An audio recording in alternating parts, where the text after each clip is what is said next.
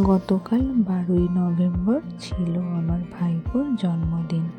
সেখানেই যাব বলে বেরিয়ে পড়েছি। আমাদের বাড়ি থেকে মাসির বাড়ি বেশি দূর নয়, মাত্র 10 থেকে 12 মিনিট মতো লাগে।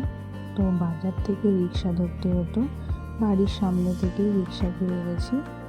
সেই রিক্সাতে আমি, মা আর মেয়ে তিনজনে একবারে মাসির বাড়ি অবধি গিয়েছিলাম। আমার মেয়ে আর বসতে ভালো লাগছে না, তাই সে তার দিদুনের কোলে দাঁড়িয়ে দাঁড়িয়ে যাবে। চলে এসেছি মাসির বাড়ি। আমার মেয়ে তার মামির কোলে রয়েছে, সব বাচ্চারা খেলা করছে, বেলুন টেলুন সাজানো হয়েছে।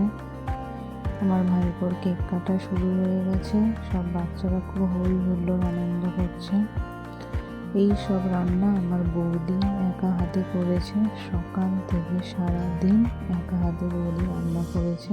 আমাদেরকেও, আমাকে আর আমার দিদিকে, মানে আমার মাসির মেয়েকে বলেছিল সকাল থেকে যেতে, কিন্তু যেহেতু আমার মেয়ে ছোট তাই আমি সকাল থেকে যেতে পারিনি। আর আমার মাসির মেয়েও সকাল থেকে আসতে পারেনি, কারণ বাড়িতেও শাশুড়ি নেই, ওর হাজব্যান্ডের অফিস ছিল। তাই ও আর আমরা সন্ধ্যেবেলায় গিয়েছিলাম। এই পুরো রান্না আমার বৌদি একা হাতেই করেছে, আর হেল্পও করেছে। আমার আর এক বৌদি আছে, আমার পিসির ছেলের বউ, সেও হেল্প করেছিল বৌদির সাথে। রান্নাগুলো খুবই সুন্দর হয়েছিল। আমার বৌদি এমনিতেই খুব ভালো রান্না করে। ব্যাস, এই দিনটা বেশ আনন্দ মজা করে কেটে গেল।